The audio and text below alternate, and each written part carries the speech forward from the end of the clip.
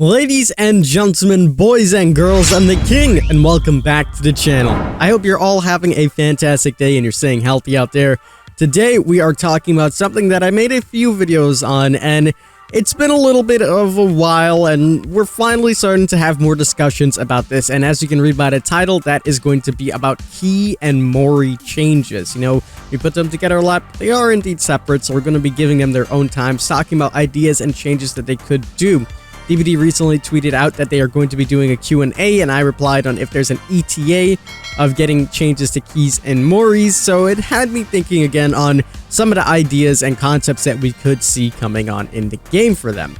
Before we go ahead and jump on into the video, however, today we have a sponsor. Now, as you guys know, sponsors really help out the channel, so I highly encourage you guys to check them out. And today's sponsor is Prison Empire Tycoon. If you guys want to go ahead and download this, the link will be in the description, but let me tell you a little bit more about it first. Prison Empire Tycoon is a management mobile game where you have to run a prison and rehabilitate prisoners in order to succeed. In this game, you're going to be managing your staff by hiring and firing people, depending on your own strategy. You're also going to be upgrading inmate cells, you can increase it for comfort, open new sectors, build basketball courts, and a lot more. The coolest part about this game is that everything is strategized. Every choice you make will have an impact in the prison. You know, you have to invest your money correctly and intelligently. You have to maintain a good reputation to control riots and fights, and all of this is to help society by managing the best prison in the world. So again, if you guys want to take a look at this game, feel free to download it. The link will be down in the description. Shout out to them for sponsoring me again. Prison Empire Tycoon, it's available for you guys to download right now in the description. With that being said, we can now talk about the changes to keys and Mori. So let's go ahead and jump on into that.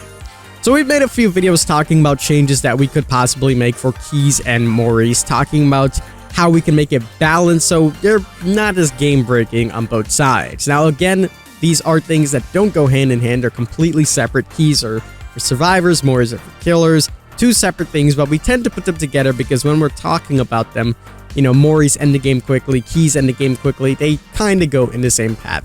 So, what are the changes that I have been suggesting and talking about for a very long time that I still think will work in the game? Let's start off with keys.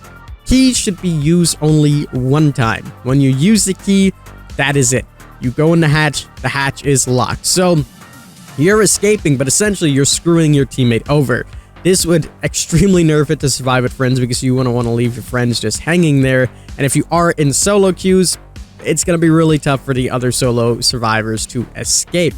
Now, the reason I did it like this is because you're going to really have to rethink your strategy. And this will only come on into play if you need to use it in a desperate time. Let's say you're on your final life and you need to get out of there anyways, and you would be dead anyways, or the hatch has been locked by the killer already, then it'll be an appropriate time to use the key.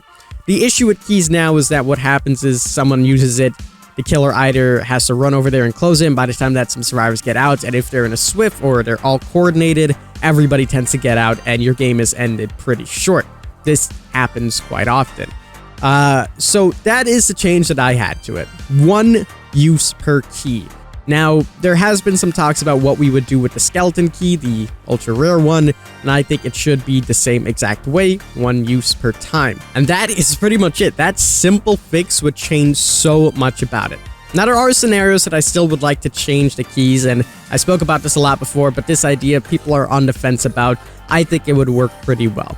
The issue that I see a lot, especially when you're in solo games or you're finally like last alive, what ends up happening is that the killer closes the hatches. There's two doors. They tend to spawn relatively close to each other, and if some killer's powers are strong enough, there's pretty much nothing you can do about it, and it's a GG.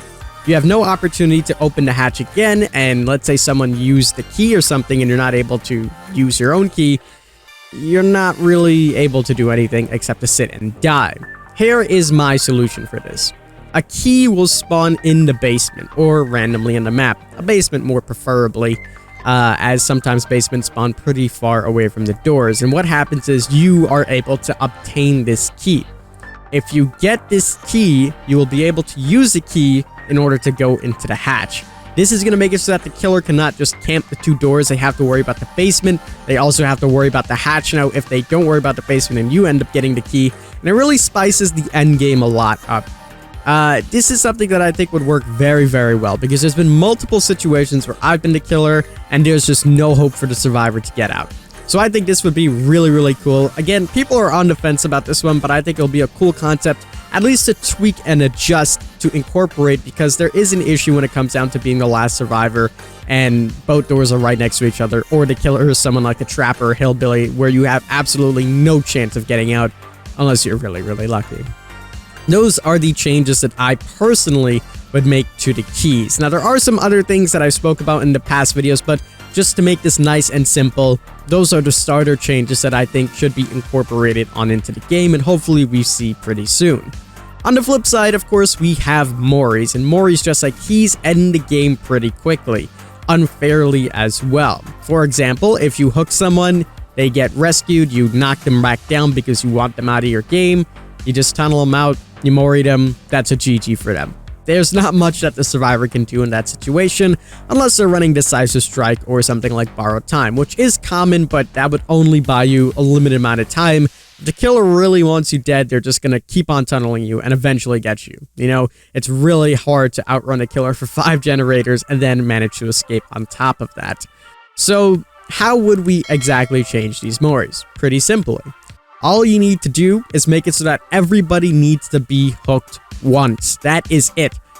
The yellow Moris can stay the same. You know, those are fine when it's last person in the trial. The green Moris should be, everybody should be hooked once. A lot of people have been saying you should be on your final hook, and I don't agree with that because, as I mentioned just now, you can easily just get tunneled. Let's say someone farms you off the hook and the killer's right there, and you don't have Decisive Strike, they don't have Borrowed Time, you're just on the hook again, you're not having fun.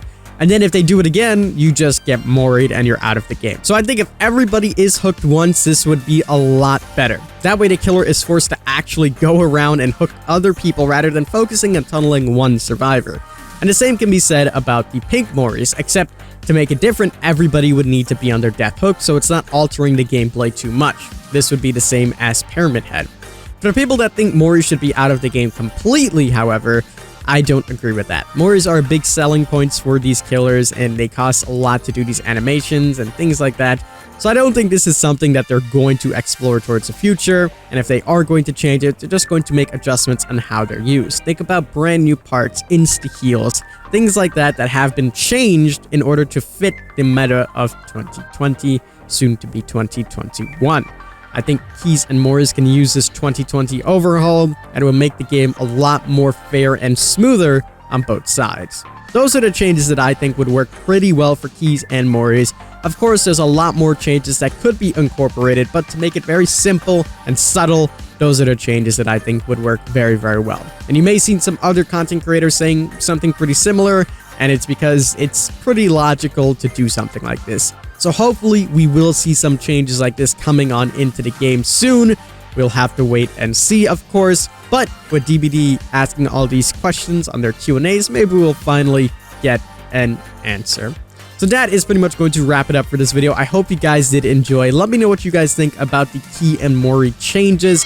Let me know what you guys specifically would do with Keys and Moris. Make sure you leave a like if you did enjoy the video. Subscribe if you are brand new to the channel, as we're so close to 100,000 subscribers. And again, shout out to Prison Empire Tycoon for sponsoring this video. If you guys want to download and play the game, the link will be down below in the description.